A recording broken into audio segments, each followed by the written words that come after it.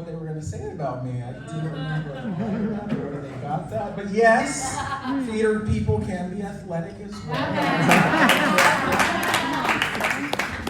Triple jump champion. There you go.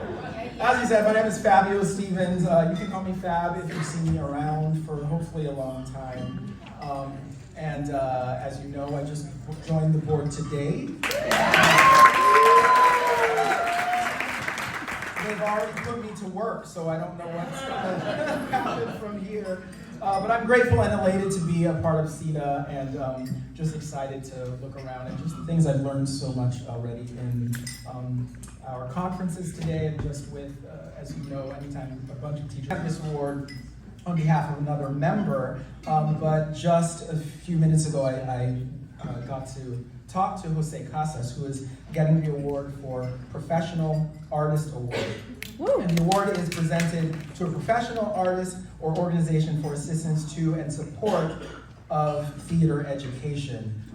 And I'll read a quote from the person that nominated him a little bit later, but the quote really rings true. I spent literally about 15-20 minutes talking to him, and people were pulling me away to ask questions of other things in here, and I kept coming right back to José Casas because our conversation in that little time was already so inspiring. I'm a crier, so so already I was like, oh my gosh, I want to have a longer conversation and to see what I can do to help with theater education. I'm going to read a lot of this because in talking and learning about Jose, there's a lot, and so I've cut it down, and hopefully I've gotten just the best bits, but he has won and has done so much for theater education, and so I'm going to try and sum it all up here. But Jose Casas truly embodies the tenets of this award, the Professional Artist Award.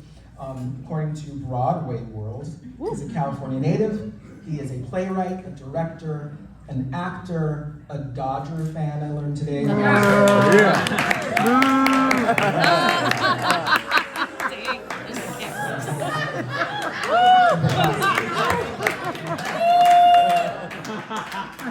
a Funko Pop fan.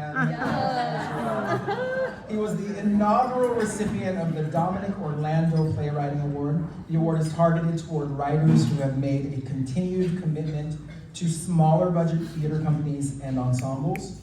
Through the TYA BIPOC Superhero Project, he is currently creating opportunities for high school BIPOC playwrights by collaborating with them and 29 theaters to bring their unique stories to life. And this program leads to scholarship opportunities and a festival at the Kennedy Center. His published works include 14, La Ofrenda, and Somebody's Children. His work has been included in a number of anthologies, such as The Bully Plays and Theater for Youth 2, More Plays with Mature Themes, Palabras del Cielo, an exploration of Latino theater for young audiences. And that was awarded the American Alliance of Theater and Education's Distinguished Book Award. You see why I have to read all of this. He was also awarded the Bonderman National Playwriting Award and the American Alliance of Theater and Education's Distinguished Play Award. Wow. Yes, and there were more, guys. Mark Rodriguez says of Jose, every time I have the opportunity to meet with Jose, he is always energized and filled with ideas to continue to bring stories and opportunities for students of color and to make progress in educational theater for all those involved in the field. He empowers students, engages the community, and highlights the importance of the arts and theater education. So tonight, in consideration of all of this, he is receiving the Professional Artist Award, Jose Casas.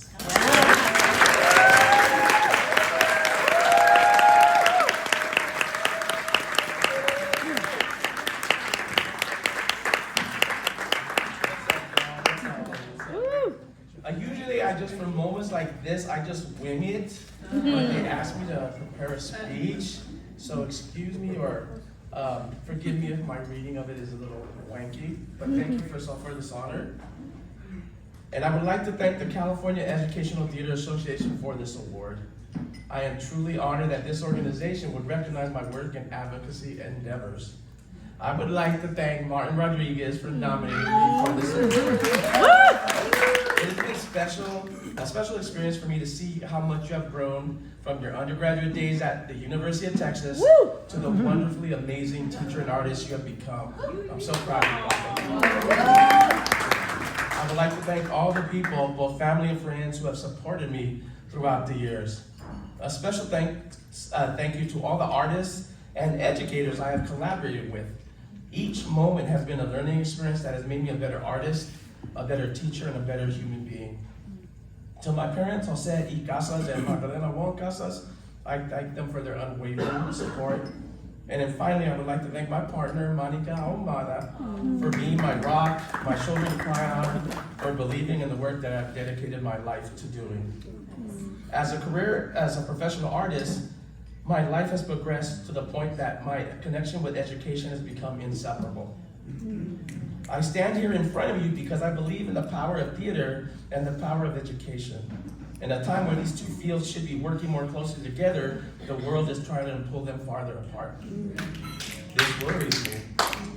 With study after study showing the quantitative proof of the benefits of an arts education and/or creative drama techniques in the classroom, we all collectively still struggle to ensure that this way of engaging with students should be the norm and not the exception.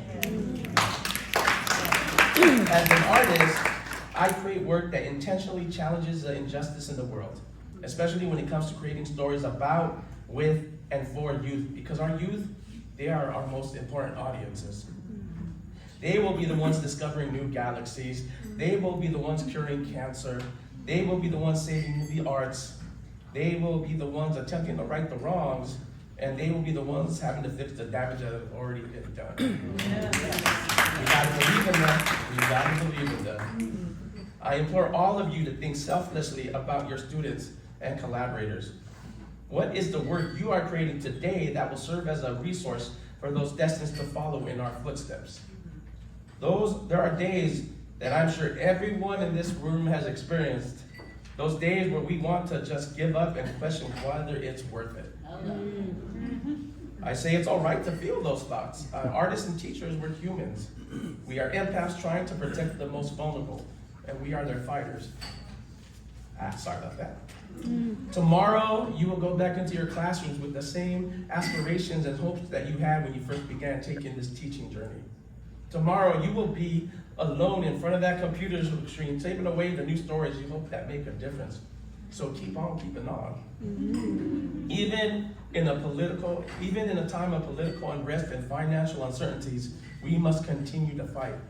We owe it to the youth to be their advocates.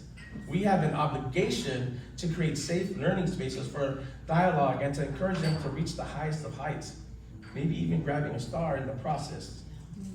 I continue to make art, use theater as a tool, and use education as a source of social advocacy. Let people know that the arts and education aren't mutually exclusive. They make each other stronger in the process. Let's continue to be that village, and let's continue to raise that child while continuing to remind all of ourselves about the importance of self-care, self-acknowledgement, and self-awareness. Bring in that play for your students. Practice improv with kids and show them that their voices do indeed matter. Write a production or write a play that shows that dreams still matter. Do not give up on education. Do not give up on theater and the arts, because theater and education are more alike than they are different.